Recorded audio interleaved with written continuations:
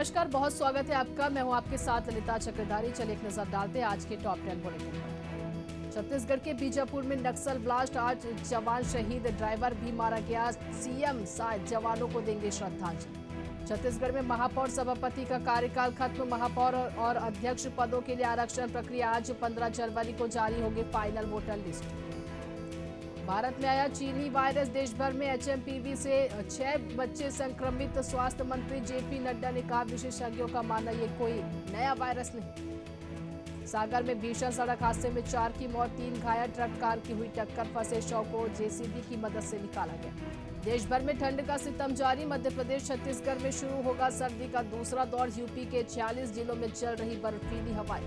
दिल्ली, बिहार और बंगाल में भूकंप के झटके, रिक्टर स्केल पर तीव्रता 7.1। चीन में था केंद्र, नेपाल और भूटान में भी असर। असम में 300 फीट गहरी कोयला खदान में पानी भरा, करीब 15 मजदूर फंसे। एसडीआरएफ एनडीआरएफ मौके पर, सीएम बोले सेना ने मदद मांगी। सुप्रीम कोर्ट में इलेक्शन कमिश्नर की नियुक्ति मामले पर सुनवाई। पिछली सुनवाई से पहले सीजेआई ने खुद को पैनल से अलग कर लिया था। 2025 में मोहन कैबिनेट की आज पहली बैठक, मंथन के नतीजों पर होगा फोकस। स्कीम्स की एक्शन रिपोर्ट लेने मंत्रियों को मिलेंगे निर्देश। कंगना रनौत की फिल्म इमरजेंसी का नया ट्रेलर आया। भिंडरवाला सिखों की गोलियां चलाने वाले सीन हटाया, रिलीज की नई डेट तय हुई।